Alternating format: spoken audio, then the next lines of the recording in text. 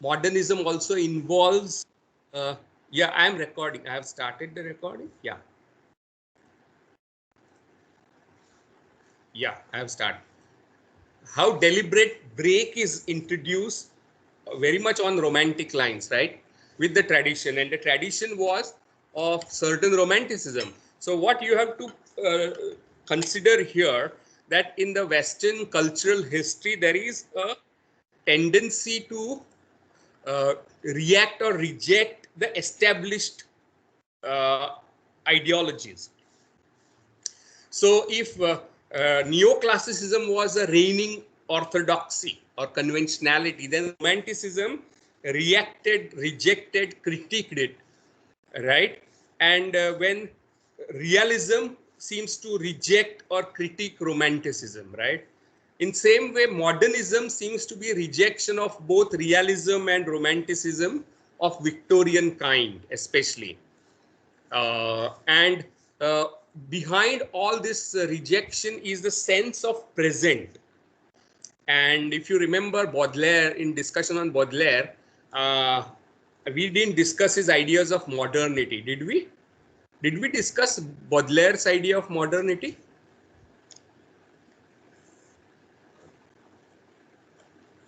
Did we? If you remember?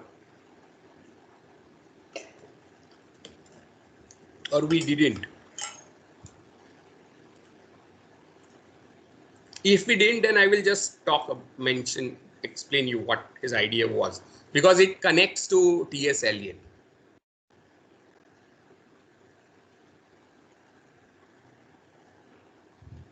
Did we discuss or not discuss? Okay, whatever, in case we have discussed, we'll hear about it. Yeah. Okay. So what Baudelaire says in one of his writings is that modernity is about contingent, ephemeral, and contemporary dimension of art. I think that is eternal and universal, right? And modernity is all about contingent and ephemeral. That's the Baudelairean definition of modernity. So what he is pointing out, that it is something that is temporal and historical aspect of art. Means if you look at Shakespeare from this perspective, you'll realize that there is a lot of Shakespeare that is historical product of his times. And there are things which transcend or go beyond historical context. Means if we talk about his plays like Macbeth, then it talks about crisis of monarchy, which was his contemporary context, right? But it speaks to us in 21st century as well. So there is one aspect of art which is about temporality or time dimension, and there is some that is very specific to that period. For example, King James the First, in front of whom Macbeth was performed, was himself a very enthusiastic practitioner of witchcraft, right? And he promoted witchcraft. राजा है जो witchcraft में interest रखता है. Nice, nice. So Macbeth meeting three witches has got a contemporary dimension to it. It has a basis in crisis of monarchy and crisis of feudal system and crisis of politics of his times. But it also has a dimension which talks to us, right? It talks about how an undeserving person, when he comes to power through treachery, feels that he is not king. I am in borrowed robes, right? So what Baudelaire is saying, that one aspect of art is always specific, always contingent, always related to the present. The other aspect is eternal. So that is Baudelaire's theory of modernity and modernity in art, right? And modern art is deals with this contingent, means dependent on his other forces. Uh, uh, and T.S. Eliot also, right, seems to have his eyes on the present, which was a devastation of the Western civilization by the World War. And Eliot is also talking about spiritual crisis, which has made things like love for nature and love as a romantic idea not tenable, right? So I don't know if your generation feels that the romantic film songs of 80s and 90s are something that you can't relate to. ऐसे होता है?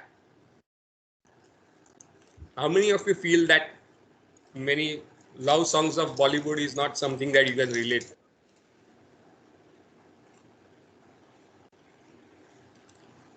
Yeah. So his attack on romantic tradition of poetry is coming from this modern context, right? And so Love Song of Alfred Prufrock is an ironical title. It's not love song, it is inability of Prufrock to love. Sex is possible, but love is not possible. And he sees that behind my uh, back I always hear time winged chariots hurrying near, an allusion made to Marvel, right? And in Wasteland, you have lines like uh, hypocrite lecturer, mon semblance, mon frère, a line directly quoted from Baudelaire. And Wasteland ends with da da da, that and Om Shanti Shanti. That's the last lines of Wasteland. And what he is doing, that he is using allusions to tradition uh, to talk about contemporary crisis. Allusion is a form of intertextuality where you refer to some other literary text or some other text, right? And Eliot's poems are full of allusions. And this technique that he developed, right? There are allusions from metaphysical poets, there are allusions from Marlowe, there are allusions from Shakespeare in Wasteland, there are allusions to Upanishads, and the poem ends with this da da da. Now this da da da is from Upanishads.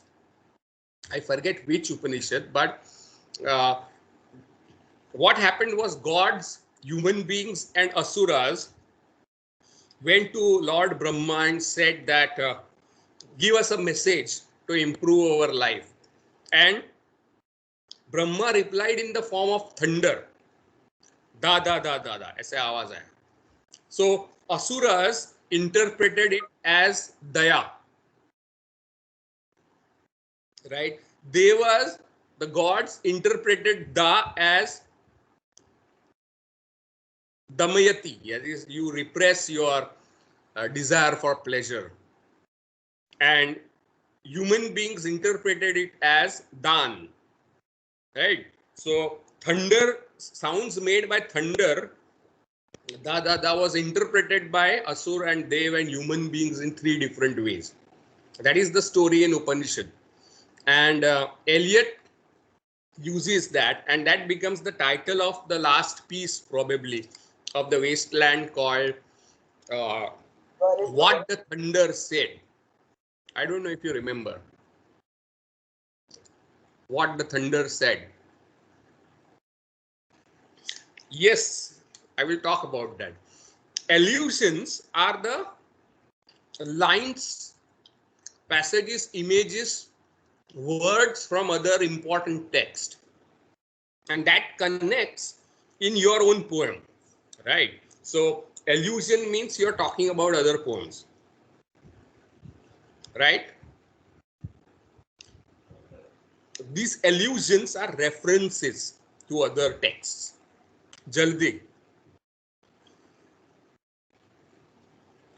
You got what is allusion? I will explain you what is the function of the allusion. Yeah. Yes, exactly. Okay. The function of allusion can be understood in the light of tradition and individual talent. He says that tradition consists of an order, a monument, order of monuments, all the great texts of European classics, Shakespeare and Homer and Marlowe and Webster, Duchess of Malfi is also metaphysical poets, Dante, Baudelaire and Laforge, another very important French symbolic poet who invented a form called free verse, right? And Eliot himself used this form extensively. Laforge is one of the great inventors of free verse in French. Jules Laforge, and Eliot seems to be influenced by Laforge as well. Now, what does allusion do? Is Eliot says that the most important parts of your writing are not the one which express your individual feelings or individuality, or what he says that most original and individual part of your writing is the part in which the tradition speaks and you are a catalyst. Catalyst is the term he uses. Anyone knows what is catalyst? Yes. What is catalyst? Sir, it's like in scientific terms, it is a substance that fastens an experiment uh, or slows it. But in that case, it is called poison. But so catalyst necessarily is a tool that affects the process, and it does not have any existence in the final product. Yes, you're almost there. Catalyst is one chemical which expedites the chemical reaction without participating in it. Right? So if you want to make water or sulfuric acid, then it takes certain time. But if you add the catalyst, which is a chemical, then it becomes faster. But that chemical does not become part of water or sulfuric acid. Right? So the task of individual talent is that of a catalyst rather than genius. Right? He is attacking the romantic idea of genius, who is an active producer of great texts. Right? Catalyst is a kind runs in the background. It's a software that runs in the background. Right?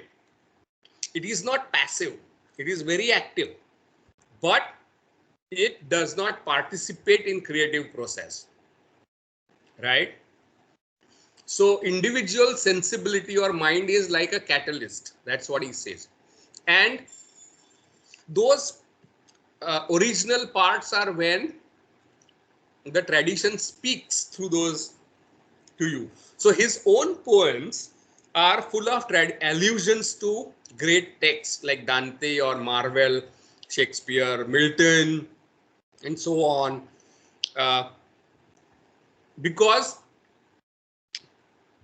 this is tradition, right? And tradition is speaking to your poems.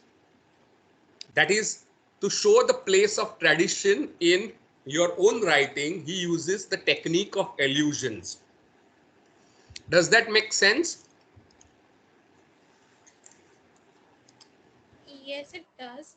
But sir, Okay. then I mean, these writers that he's invoking, Dante and whoever, the Upanishads, and they also have some sort of, I mean, they also came from somebody's mind, and they also represent some originality. So isn't it Yeah. sort of ambiguous Yeah. that? But yeah, very true. But at the same time, this is where a very important idea comes in. And that idea is what he calls historic sense. Historic sense is an awareness that suppose you are talking about your own boredom in classroom in your poem. आपने तय किया कि criticism के classes बहुत boring होते हैं, तो इसके पर मैं पोएम लिखता हूँ. Historical awareness says that others have done it before you and at times even better than you. Or if you are writing about a breakup, right? Or you are talking about one-sided desire. Whenever you do this, you are not the only person who has experienced this in the world. You are not unique in your suffering. And greater talents have written about it. This awareness should be there. There are 100 poets who have written about breakup much more effectively than you have. So when you start to write, you are not writing as if you are the only person who is suffering, right? Or you are the only person who has problem that you have. So the uniqueness of problem and suffering, which is a core romantic idea, कि मेरे दुख है ना सिर्फ मेरे हैं, दूसरों को ऐसे दुख होते ही नहीं है. You get what I'm saying? That is a romantic notion that my suffering is unique. So he is attacking that romantic notion of unique suffering or unique problems. And this historical awareness or historic sense is what separates great writers from lesser writers. So anyone who wants to become a poet after the age of 25, that's what Eliot says, should develop historical sense. It is in that sense that you are aware of tradition, right? And Eliot goes on to say the relation between tradition and individual talent is that tradition forms an order, a coherent order of texts. So when individual talent enters that tradition, writes a poem, both transform each other. The tradition also changes, and that individual text is transformed by tradition, and tradition is transformed by individual text. So the relation between tradition and individual talent in Eliot is a dynamic one of mutual transformation, right? So when a poet writes a poem, he is changing the tradition a bit, and the tradition is changing the way he writes or she writes. So this dynamic mutual transformative relation is what he is emphasizing in tradition and individual talent. So you can see how unromantic idea it is, right? Romantic said that tradition is a bad thing. Throw it away. And goes back to Rousseau, who says that man is born free, everywhere he is in chains. So tradition becomes those chains in French Revolution, something that Jaldi brought up, right? And you can see Eliot's politics. On what side of French Revolution would you place Eliot? Anyone? On the side of rebels or in the side of aristocrats? Democrats, yeah, conservatives. Sorry, sounds like an aristocratic rebel. He is extremely conservative, right? He is not liberal, right? So Eliot's politics, and he defined himself as a classicist in arts, right? And conservative in politics and Catholic in religion. That's how he describes himself. He was born, studied in America, and became naturalized citizen of England. So he crossed over like Henry James. He tried many religions and became Catholic. He became more and more conservative in his politics. And you can see that democracy is not something that these people admire, neither Matthew Arnold nor Eliot. And one more thing that connects Matthew Arnold with Eliot is this conservative notion of tradition, right? That stone method and the canon that Matthew Arnold is, and culture as a kind of substitute religion, right, which is drawn from aristocratic values of art for art's sake, right? So unlike Oscar Wilde, who was aristocratic in his artistic values and democratic in his political values, uh, this person, Eliot, like Arnold, is conservative, right? So English politics was divided into Whigs and Tories. Whigs were the liberals and Tories were the conservative ones.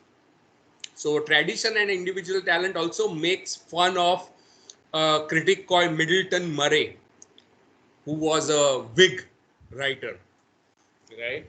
And so this is very Tory idea of tradition. That tradition, if you are unaware of tradition, then you live in a kind of juvenile domain where you feel that your emotions are unique to you and your problems are unique, and art is about expressing your unique individuality. So poetry is not turning loose of emotions but escape from emotions. Poetry is not turning loose of personality, expression of personality, but escape from personality. And he goes on to say only those who have personality know what it means to escape personality, right? So he is always criticizing this triviality of individualism in his writing. For him, criticism also becomes a collaborative activity, right? Criticism is not an individualistic activity.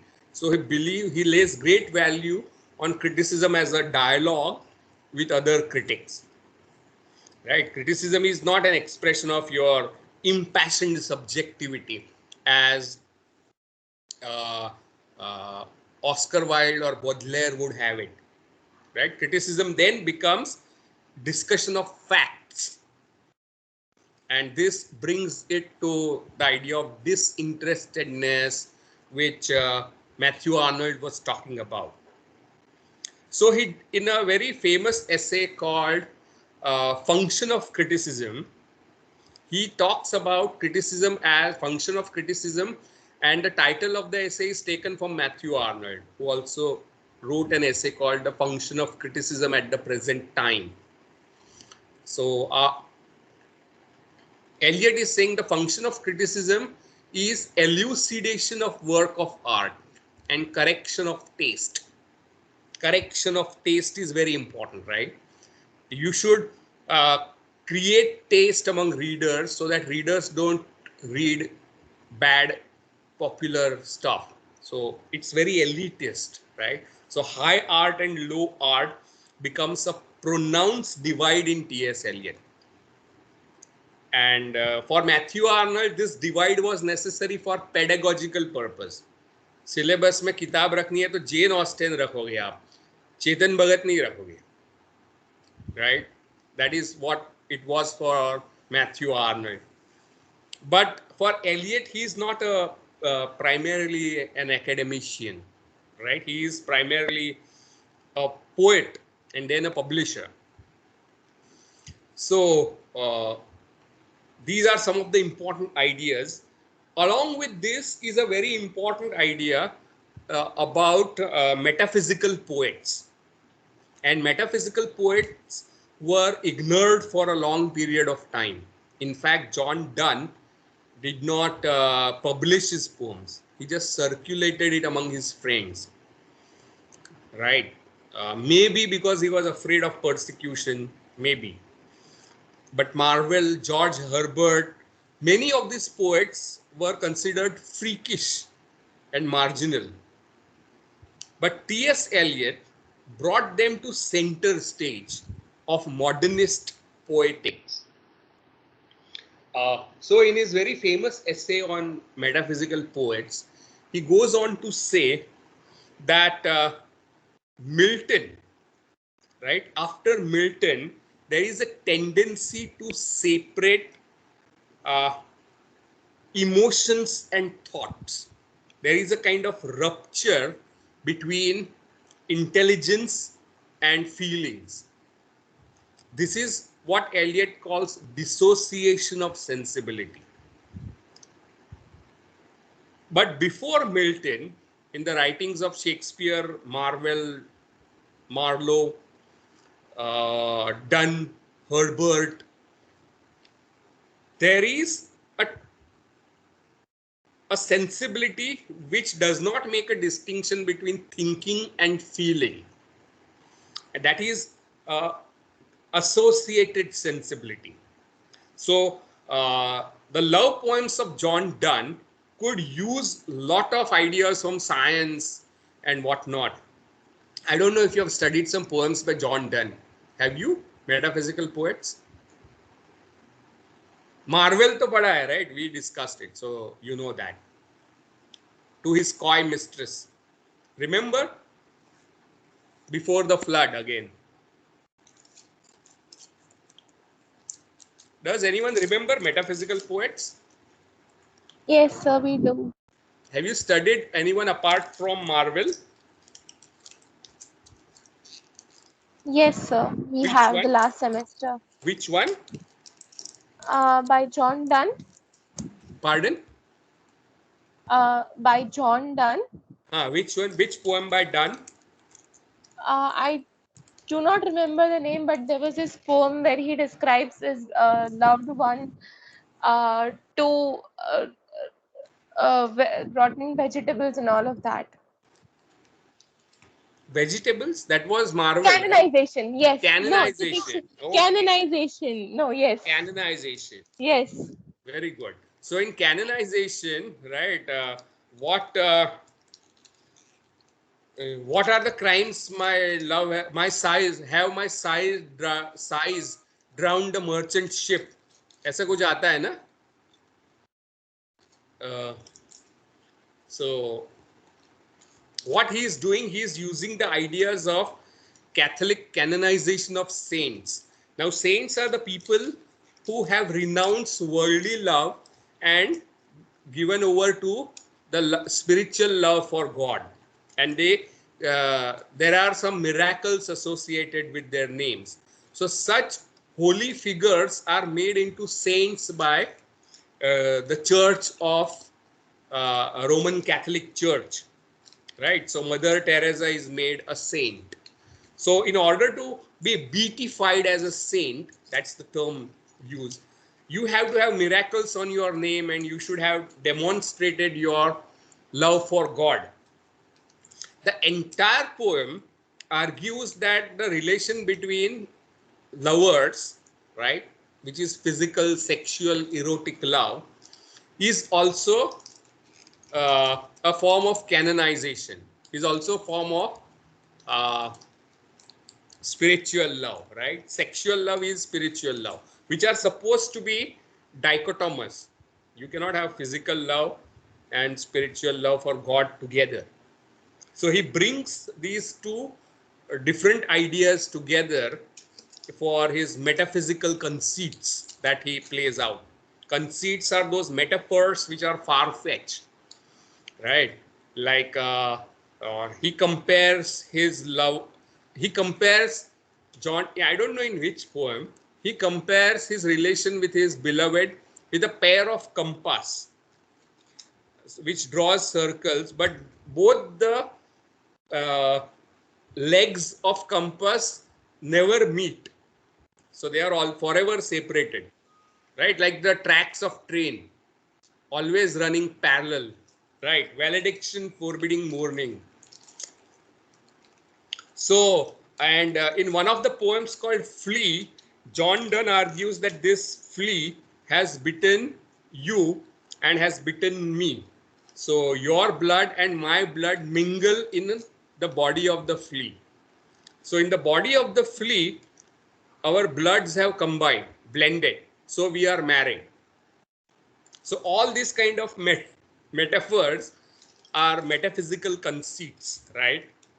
Where they draw upon ideas of science and medicine and scholasticism and panditya to talk about love and emotions and feelings. So they don't make a distinction between thinking and feeling, according to T.S. Eliot. And the dissociation of sensibility caused by people like Milton, where people who wrote about feelings did not write about thoughts, and people who wrote intellectual stuff did not write about heart. So head and heart are separated after Milton. But in metaphysical poets, you find them together. Right. And in fact, the term metaphysical poets is that of is a derogatory term. Right. And the derogatory term because people like Johnson would say that John Donne affects metaphysics, or Dryden would say this. So they would make fun of metaphysical, saying that they are writing love poems, but their beloveds, their girlfriends cannot understand a word of it. And so metaphysical was seen as a kind of poetry of excess, which is to be made fun of. So derogatory label metaphysical stuck to these people, whole group of people. But Eliot revives it as a model for modernist poetics. So if you look at Love Song of J. Alfred Prufrock, you find many metaphysical conceits in it as well. Right? Women come and go, talking of Michelangelo. Mermaids shall not sing to me. They sing each to each, but they won't sing to me. So you can find symbols and images drawn and brought together to express his own emotional state of what kind of emotional state would you describe Prufrock as? What are the emotions he is expressing?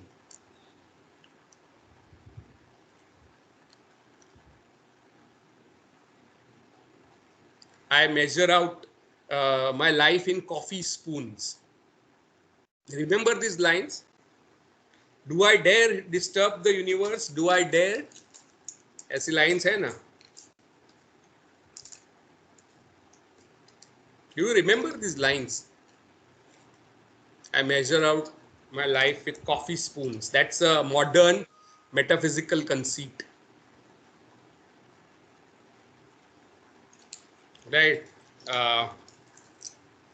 And I grow old, I wear my trousers rolled. Yes. So metaphysical poets provide a model for modernist poetry because it talks about complexity of human life, emotional complexity and intellectual complexity of modern times can be brought together in a metaphysical model of poetics. That's how T.S. Eliot revives the idea of metaphysical poetry and attacks Milton for dissociation of sensibility. Right? So modernism also involved rewriting of tradition.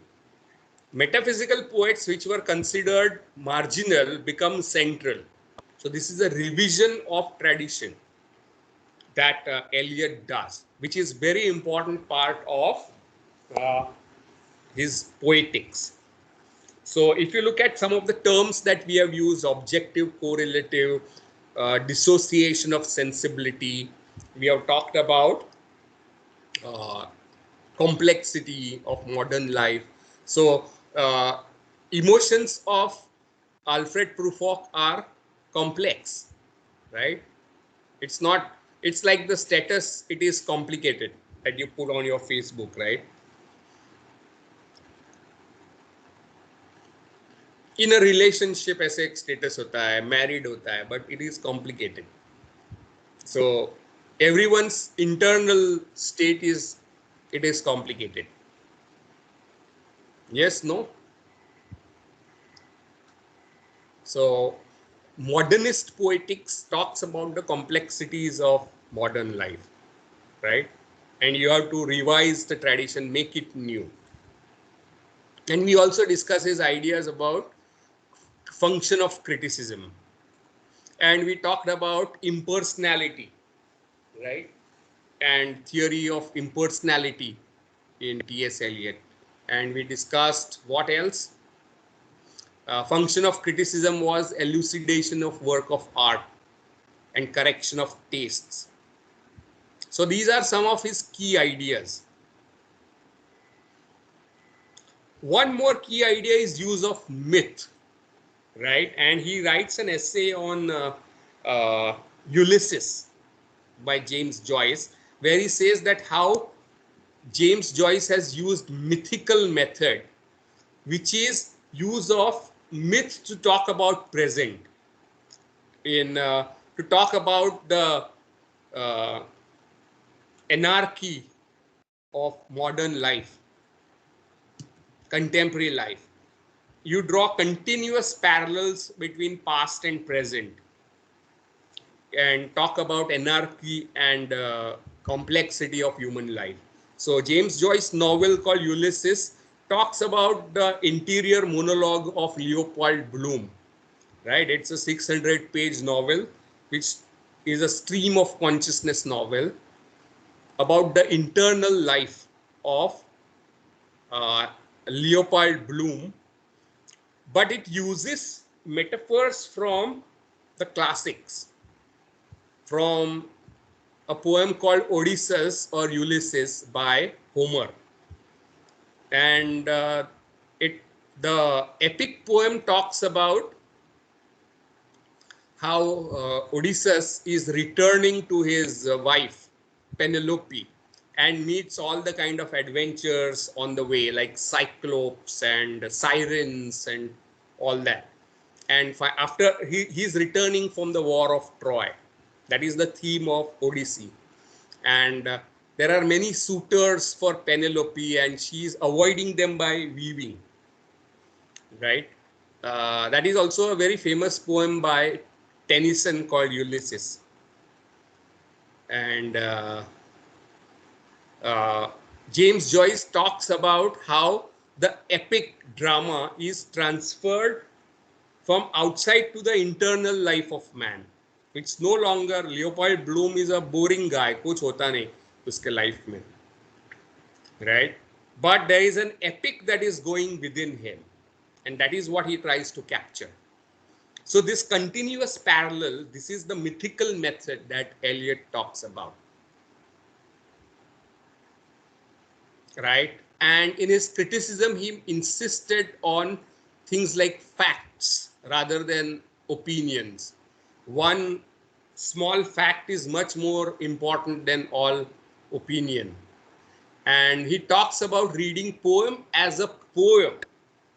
Now, reading poem as a poem or a text as a text is one of the core ideas of the Cambridge School that we are going to talk about in the next class, and new criticism. These two important developments are owe something to T.S. Eliot. He is considered as precursors to new critics. And new critics, as I said, are the old critics, right? Contemporary criticism is a criticism of new critics. So new critics is an American school whose influence lasted till 1960s. And we will be discussing that, right? So it's almost 60-year-old, 70-year-old critical idea. We'll discuss that in the future classes. But this is Eliot's idea. Eliot disliked new critics, and he calls them lemon squeezer school of criticism. नींबू निचोड़ के आप इतना निचोड़ो कि सब रस निकल जाता है पोएम में से. So he calls them lemon squeezer school of criticism. Anyway, so these are some of the main ideas of T.S. Eliot. Any questions that you have to ask? Anything that you have to say?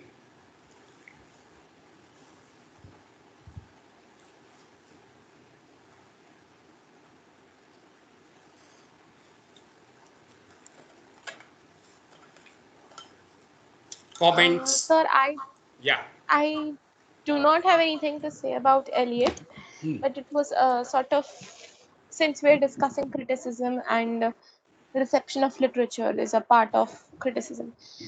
So, sir, in the Victorian era, due to many scientific developments, a lot of books that were story driven got popular. Like the very famous example is Arthur Conan Doyle's Sherlock Holmes. Yeah. So, how do we look from as a literary student? How do we look at those books uh, today in the field of? Yeah, one way to look at them is to look at the genre of popular. And detective story traveled to Arthur Conan Doyle from Edgar Allan Poe, the Yes. American Yes. father of detective fiction. Yes. And in some ways, Sherlock Holmes is a very, very Victorian character in the sense that for him, as a pragmatist and rationalist, everything emotional is useless, right? For him, rationality and science of deduction is something that is of only value. So it's a kind of extreme form of rationalism and utilitarianism that Holmes follows as his profession and passion. But at the same time, he also talks about his dependency on things like drugs and music. So, in some way, he reflects his times and all the crimes and other things that he solves are product of his times, the Victorian period, right? So it reveals that Victorian uh, period in a very profound way. That is very important, and where you can see the uh, hegemony of reason and science. Yes, that is one. Second is also there are Edward Said has written a very interesting essay on Jane Austen, saying that the colonies are there in the background. They never become part of the novel. In same way, colonies do not become very important in Sherlock Holmes, except for some of his novels. But colonial period, this was the period of high colonialism, right? And John Watson has returned from Afghanistan war. So there is a lot of history running in the background that we can look at. But from point of view of Eliot and others, he would slot it as popular fiction rather than serious work of art. Right? And Eliot was also children's writer, and a fabulous poem that he has written called Macavity. Dekh lena online. It's one of my favorite poems. He is a parody of Sherlock Holmes, but uh, it's part of his children's book called Possum's Book of Practical Cats by T.S. Eliot, and Macavity is one of his cat, and cat का profession क्या है तो वो detective है, kind of, and it's superb poem, sometimes making me wonder whether Eliot was a better children's writer, right? So check out Possum's Book of Practical Cats and the poem Macavity. But for him, he made a distinction between high art and low art. So while Joyce is the new voice, I don't think Arthur Conan Doyle can be taken seriously by Eliot and his canonical followers. So Sherlock Holmes belongs to out of canon writers, right? Does that make any sense? It does. It doesn't. Yes. It was later that people started attacking this Matthew Arnold, Eliot, and F.R. Lewis idea of canon. And they started reviving the suppressed voices. Like, say, for example, R.L. Stevenson, who was slotted as a children's writer because of his novel called Treasure Island. He's also a very serious writer of science fiction. Dr. Jekyll and Mr. Hyde is a very important novella, Victorian novella. Again, talking about dichotomy of self and how science has created a kind of dichotomy of self where one side is a scientific rational side and other is the monstrous side. So if you look at Sherlock Holmes, he also has a monstrous side, right? It's Dr. Jekyll, Mr. Hyde character.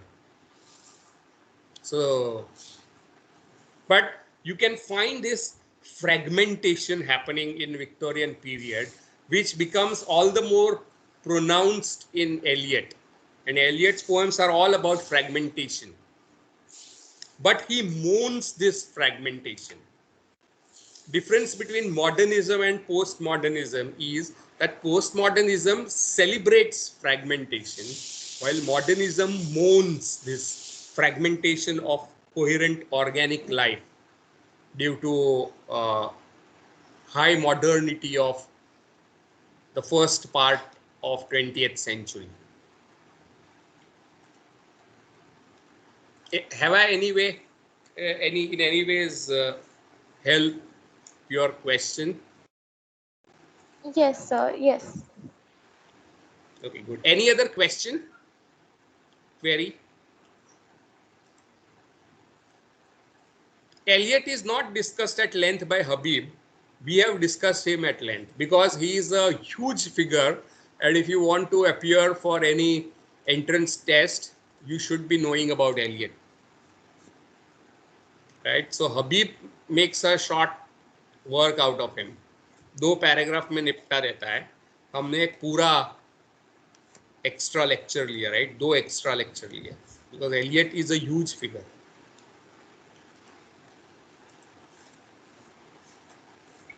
Any questions about his ideas?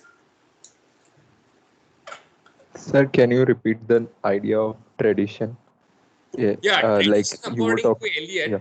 right? And he is giving a lot of importance to tradition as a critique of romanticism, right? For romantics, individualism is more important than tradition and society. While for Eliot, as a classicist, tradition is very important. And he sees tradition as a European monumental order made of classics. And he says that when a new writer, an individual talent writes something, it changes the tradition. So tradition is not to be imitated. So it's not imitation of the neoclassical writers like Dryden, Poe. In fact, tradition is to be altered by individual tradition, by individual talent.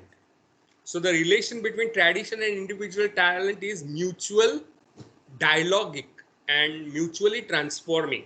Means the perception of past changes due to individual talent, and individual talent changes because of historical sense. And because the individual talent is all about being a catalyst, right, and being impersonal, the most important parts of a writer are those where the tradition speaks, not the individual. And that's where all those allusions come in. Yes. Digvijay, anything more clarification needed?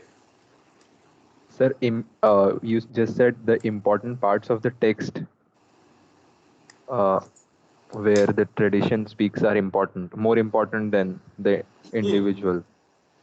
Okay. All right. Yeah, so individuality is not prized by Eliot. He thinks it's trivial. Okay. And that's juvenilia. So he considered romantic poets as juvenilia because they died very early, too soon. Keats, Shelley, others, Byron. Otherwise, they would have been good poets. That's what. Okay. That's what he says. So there is a prejudice against romantic poets in Eliot and his contemporary. And there is a fascination with the metaphysicals and the Elizabethans. Yes. So there is a revision of tradition, right, which happens simultaneously to individual talent. Things which are marginal to a tradition, like metaphysical poets, are brought in and the romantics are displaced. So can you see this happening? Center periphery has shifted. Romantic poetry was central, is now on periphery, and metaphysical poets are at center. So this shift is what T.S. Eliot says happens because of individual talents like his own activity. At the same time, this shift is reflected in his own writings, right?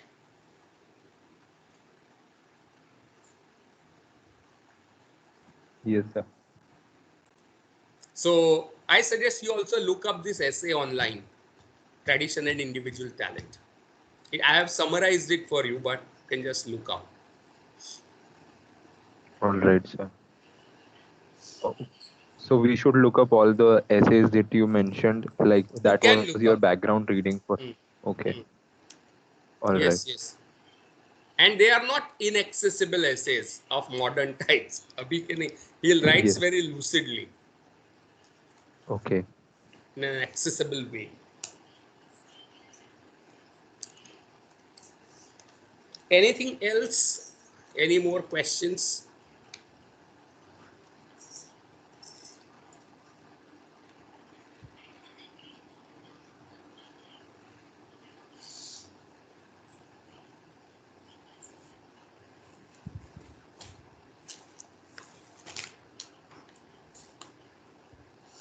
Okay, then if you have no more questions, we will meet on Monday for our regular class and regular extra class, right? And we'll look at Cambridge School and New Criticism.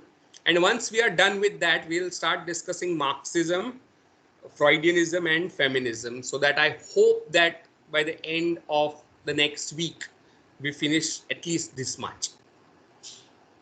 Right? That's the plan. And I will also let you know about the additional test, because we are asked not to conduct test very soon.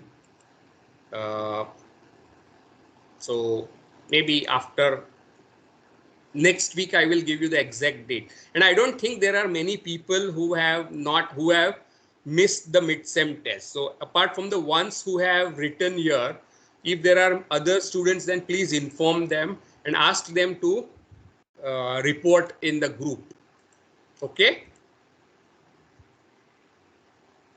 So please ask other students who you know have missed mid-sem to report in the group that they have missed the test.